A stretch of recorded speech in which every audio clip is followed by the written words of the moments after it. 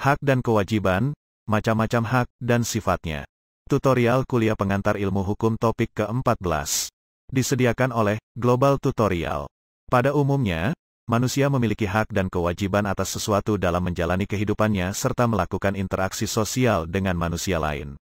Berikut akan dijelaskan mengenai hak dan kewajiban, macam-macam hak dan sifatnya. Peristiwa hukum menyebabkan hukum, yaitu hukum objektif beraksi menjadi aktif. Hukum objektif itu sendiri adalah ketentuan yang mengatur hubungan antara dua orang atau lebih. Karena peristiwa hukum maka hukum memberi kepada subjek hukum haknya. Peristiwa hukum menimbulkan hak. Hak didefinisikan sebagai suatu tuntutan atau dapat juga dibuat oleh atau atas nama seorang individu atau kelompok pada beberapa kondisi atau kekuasaan. Hak adalah segala sesuatu yang harus didapatkan oleh setiap orang yang telah ada sejak lahir bahkan sebelum lahir. Dalam Kamus Bahasa Indonesia, hak memiliki pengertian tentang sesuatu hal yang benar, milik, kepunyaan, kewenangan, kekuasaan untuk berbuat sesuatu, karena telah ditentukan oleh undang-undang, aturan, dan sebagainya, kekuasaan yang benar atas sesuatu atau untuk menuntut sesuatu, derajat atau martabat. Dududu Suara Mahmudin dalam bukunya mengatakan bahwa yang dimaksud dengan hak adalah wewenang yang diberikan hukum objektif kepada subjek hukum. Allen merumuskan hak sebagai suatu kekuasaan berdasarkan hukum yang dengannya seseorang dapat melaksanakan kepentingannya. Selain itu, Holland melihat hak itu sebagai kemampuan seseorang untuk mempengaruhi perbuatan atau tindakan seseorang tanpa menggunakan wewenang yang dimilikinya, tetapi didasarkan atas suatu paksaan masyarakat yang terorganisasi. Terdapat teori-teori tentang hak, yaitu teori kepentingan, teori kekuatan, dan teori fungsi sosial. Teori kepentingan, Belangen teori. Teori ini dipelopori oleh Rudolf von Jhering, yang menganggap hak sebagai kepentingan yang terlindung. Hak itu sesuatu yang penting bagi yang bersangkutan, yang dilindungi oleh hukum, yakni hak itu suatu kepentingan terlindung. Utrecht membantah teori ini dengan mengatakan bahwa hukum itu mempunyai tugas melindungi kepentingan dari yang berhak, tetapi orang tidak boleh mengacaukan hak dan kepentingan. Lagi pula, tidak jarang hukum melindungi kepentingan tanpa memberi hak kepada yang bersangkutan. Misalnya, bantuan sosial kepada orang miskin atau anak-anak terlantar. Hal ini dikarenakan ketentuan tentang fakir miskin dan anak-anak terlantar dijamin oleh negara sebagaimana diatur dalam UUD 1945, tetapi tidak berarti bahwa fakir miskin dan anak-anak itu berhak atas pemeliharaan oleh negara. Teori kekuatan, Wilsmach teori. Teori ini dipelopori oleh von Savigny dan Bernhard Windseit, yang menganggap hak sebagai kehendak yang dilengkapi dengan kekuatan dan yang diberi oleh tata tertib hukum kepada yang bersangkutan. Berdasarkan kehendak tersebut maka yang bersangkutan dapat memiliki rumah, mobil, tanah, dan sebagainya. Teori ini dibantah oleh Utrecht bahwa menurut teori ini orang gila dan anak di bawah umur tidak diberi hak, karena mereka tidak dapat menyatakan kehendaknya. Tetapi, mereka ditempatkan di bawah pengawasan atau perwalian, sehingga dapat memiliki rumah, mobil, tanah, dan sebagainya juga. Hal ini dikarenakan yang menjalankan hak dari yang ditempatkan di bawah pengawasan atau perwalian adalah pengawasnya atau walinya.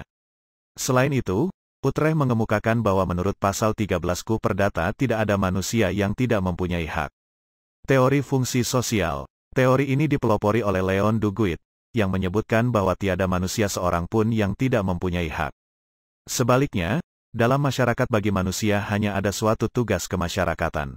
Tata tertib hukum tidak didasarkan atas hak dan kebebasan manusia, melainkan atas tugas-tugas sosial yang harus dijalankan oleh anggota masyarakat.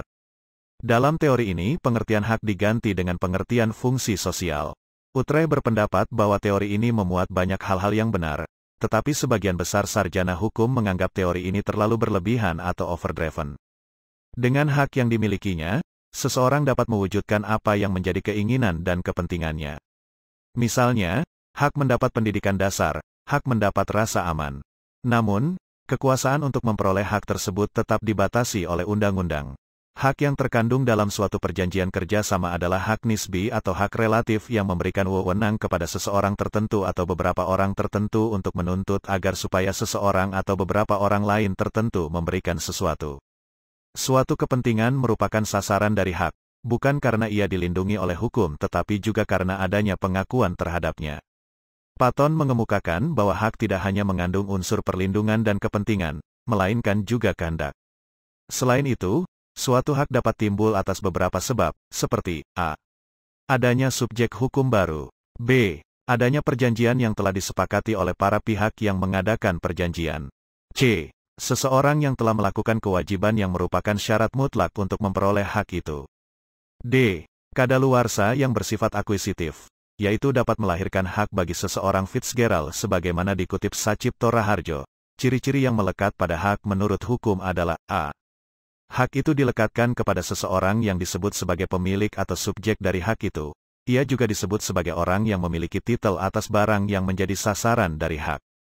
b. hak itu tertuju kepada orang lain, yaitu yang menjadi pemegang kewajiban. Antara hak dan kewajiban terdapat hubungan korelatif. c. hak yang ada pada seseorang ini mewajibkan pihak lain untuk melakukan atau tidak melakukan suatu perbuatan. Hal ini bisa disebut sebagai isi dari hak. d. commission atau omission menyangkut sesuatu yang bisa disebut sebagai objek dari hak. e. setiap hak menurut hukum itu mempunyai titel, yaitu suatu peristiwa tertentu yang menjadi alasan melekatnya hak itu pada pemiliknya. Utrecht mengemukakan bahwa cara memperoleh hak yaitu dengan cara, 1. secara langsung. Suatu hak timbul karena suatu peristiwa hukum. Sehingga hak yang baru ada setiap peristiwa hukum itu terjadi, maka yang memperoleh hak itu mendapatkan secara langsung, tidak diberikan atau diserahkan dari subjek hukum lain. 2. Secara tidak langsung. Memperoleh suatu hak dari subjek hukum lain, di mana hak tersebut telah ada sebelum peristiwa hukum tersebut terjadi, maka perolehan haknya terjadi secara tidak langsung. Salmon mengemukakan bahwa pengertian hak yang dominan tersebut dapat ditafsirkan sebagai hak dalam arti yang sempit atau in stricto sensu. Di luar pengertiannya yang demikian, Salmon masih menyebut adanya 3 pengertian yang lain, yaitu kemerdekaan, kekuasaan, dan imunitas. Apabila kita menyebut hak, maka sebetulnya semua pengertian itu sudah termasuk di dalamnya, yaitu a. hak dalam arti sempit, b. kemerdekaan, liberties, c. kekuasaan, power, d. imunitas, immunities. Salmon mengemukakan karakteristik atau ciri dari hak yang diatur oleh hukum, yaitu a.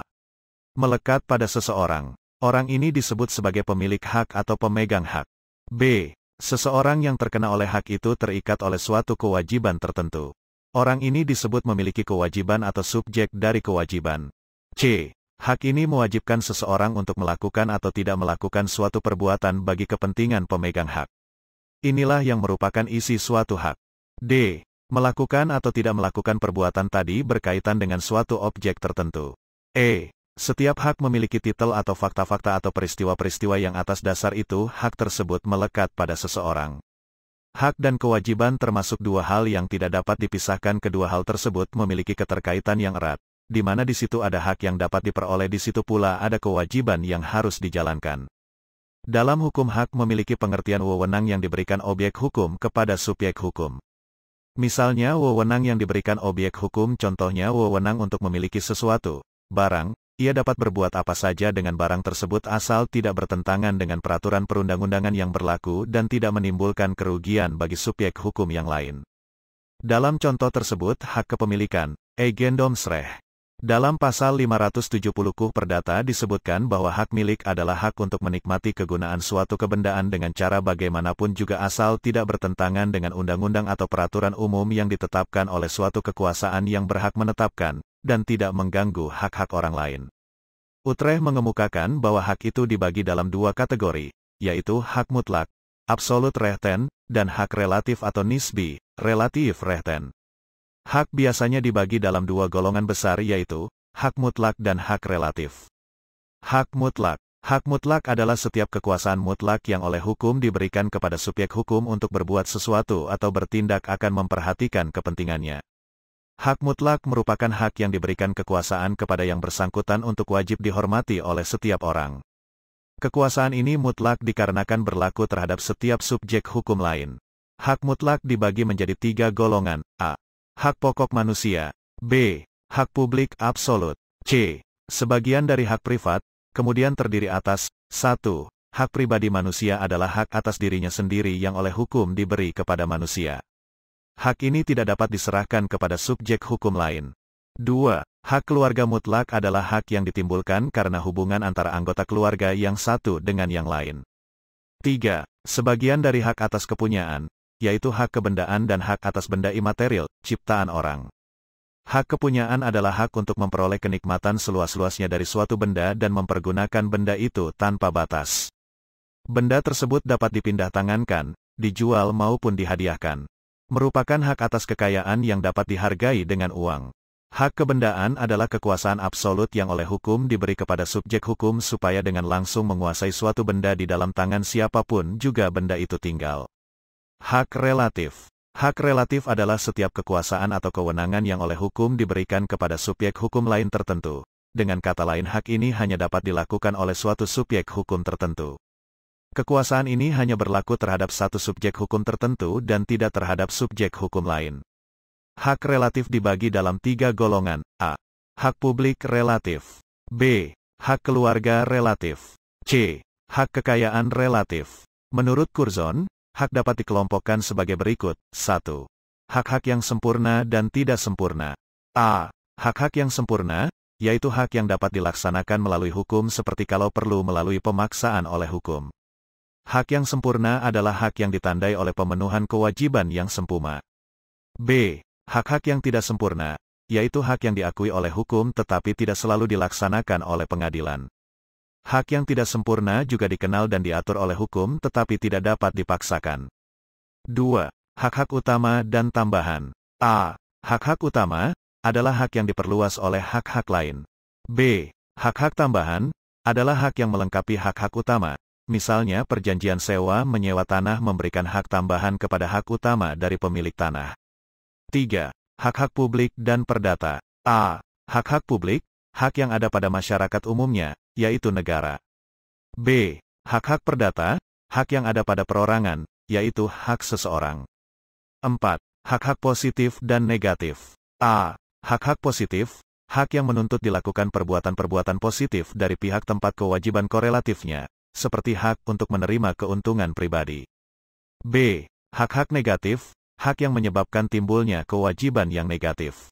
5. Hak-hak milik dan pribadi. A. Hak-hak milik, hak yang berhubungan dengan barang-barang yang dimiliki oleh seseorang yang biasanya bisa dialihkan. B. Hak-hak pribadi, hak yang berhubungan dengan kedudukan seseorang yang tidak pernah bisa dialihkan. Hak juga dapat lenyap yang dapat diakibatkan oleh beberapa sebab, antara lain, 1. Pemegang hak tersebut meninggal dunia dan kebetulan tidak ada pengganti atau ahli waris yang ditunjuk, baik ditunjuk oleh pemegang hak maupun oleh hukum. 2. Masa berlakunya telah habis dan tidak dapat diperpanjang lagi. 3. Telah diterimanya suatu benda yang menjadi objek hak itu sendiri. 4. Kadaluarsa yang bersifat ekstingtif, yaitu kadaluarsa yang menghapuskan hak. Dalam hubungannya dengan hak, perlu dijelaskan tentang kewajiban. Kewajiban adalah perbuatan yang seseorang harus melakukannya. Perbuatan yang bertentangan dengan kewajiban adalah kesalahan. Seseorang dapat memiliki kewajiban disebabkan oleh kedudukannya. Kewajiban adalah pemenuhan kepentingan yang diakui dan dilindungi oleh hukum. Jika tidak dilaksanakan dapat mendatangkan sanksi bagi yang misalnya, wajib mematuhi rambu-rambu lalu lintas dan wajib membayar pajak. Tidak selalu kewajiban satu orang sepadan dengan hak orang lain. Kewajiban tidak selalu perlu dikaitkan dengan hak. Bisa juga kewajiban dikaitkan dengan tanggung jawab, karena tanggung jawab pula merupakan kerangka acuan untuk membahas kewajiban. Dengan demikian, pengertian tanggung jawab mengandung juga pengertian kewajiban. Kewajiban adalah beban yang diberikan oleh hukum kepada orang atau badan hukum. Contoh kewajiban bagi setiap warga negara untuk membayar pajak kepada negara. Dari contoh kewajiban membayar pajak itu, warga negara dapat menuntut hak kepada negara untuk mendapatkan infrastruktur yang layak. Jadi antara hak dan kewajiban memiliki hubungan yang erat dalam hukum. Selanjutnya, kewajiban bisa timbul atas beberapa sebab. 1. Diperolehnya suatu hak dengan syarat harus memenuhi kewajiban tertentu. 2. Adanya suatu perjanjian yang telah disepakati bersama. 3. Telah menikmati hak tertentu harus diimbangi dengan kewajiban tertentu. 4. Kadaluarsa. Misalnya adanya kewajiban BAM membayar denda atas pajak kendaraan bermotor bagi yang telat membayar pajak. Menurut Curzon, kewajiban-kewajiban dapat dikelompokkan sebagai berikut. 1. Kewajiban-kewajiban yang mutlak dan nisbi. A. Kewajiban mutlak adalah kewajiban yang tidak mempunyai pasangan hak. kewajiban yang tertuju kepada diri sendiri yang diminta oleh masyarakat pada umumnya. Hanya ditujukan kepada kekuasaan yang membawahinya. B. Kewajiban relatif, nisbi, adalah kewajiban yang melibatkan hak pihak lain. 2. Kewajiban-kewajiban publik dan perdata. A. Kewajiban publik adalah kewajiban yang berkorelasi dengan hak-hak publik, seperti kewajiban untuk mematuhi hukum pidana. B. Kewajiban perdata adalah kewajiban yang berkorelasi dengan hak-hak perdata, seperti kewajiban yang timbul dari perjanjian. 3. Kewajiban-kewajiban yang positif dan yang negatif. A. Kewajiban positif. Kewajiban positif menghendaki dilakukannya perbuatan positif, seperti kewajiban penjual untuk menyerahkan barang kepada pembelinya. B. Kewajiban negatif. Kewajiban negatif adalah kewajiban yang menghendaki agar suatu pihak tidak melakukan sesuatu, seperti kewajiban seorang untuk tidak melakukan sesuatu yang mengganggu milik tetangganya. 4. Kewajiban-kewajiban universal, umum dan khusus. A. Kewajiban universal. Kewajiban universal ditujukan kepada semua warga negara seperti yang timbul dari undang-undang. B. Kewajiban umum. Kewajiban umum ditujukan kepada segolongan orang-orang tertentu, seperti WNA. C. Kewajiban khusus. Kewajiban khusus adalah kewajiban yang timbul dari bidang hukum tertentu, seperti kewajiban dalam hukum perjanjian. 5. Kewajiban-kewajiban primer dan yang bersifat memberi sanksi. A. Kewajiban primer adalah kewajiban yang tidak timbul dari perbuatan yang melawan hukum, seperti kewajiban seseorang untuk tidak mencemarkan nama baik orang lain. B. Kewajiban sanksi adalah kewajiban yang semata-mata timbul dari perbuatan yang melawan hukum, seperti kewajiban tergugat untuk membayar gugatan pihak lain yang berhasil memenangkan perkara. Kewajiban dapat timbul, kewajiban juga dapat lenyap atas beberapa sebab. 1. Meninggalnya seseorang yang mempunyai kewajiban tanpa ada yang menggantikannya. 2. Masa berlakunya telah habis dan tidak dapat diperpanjang kembali. 3. Kewajiban tersebut telah dipenuhi oleh yang bersangkutan. 4. Hak yang melahirkan kewajiban telah hilang. 5. Kadaluarsa yang ekstingtif, yaitu kadaluarsa yang menghapuskan kewajiban. 6. Ketentuan undang-undang. 7. Kewajiban telah dialihkan kepada orang lain. 8. Di luar kemampuan manusia, sehingga manusia itu tidak dapat memenuhi kewajiban tersebut. Demikianlah materi topik ke-14 mata kuliah pengantar ilmu hukum. Channel Global Tutorial bermanfaat bagi siapa saja yang ingin menambah wawasan, termasuk mahasiswa perguruan tinggi negeri dan swasta manapun di Indonesia. Video tutorial juga dituturkan dan disubtitelkan agar dapat ditonton, dibaca sambil didengarkan. Jangan khawatir jika belum langsung paham. Untuk pemahaman yang lebih baik, putar dan dengarkan video ini berulang-ulang. Subscribe dan like, agar Anda mendapatkan update tutorial lainnya.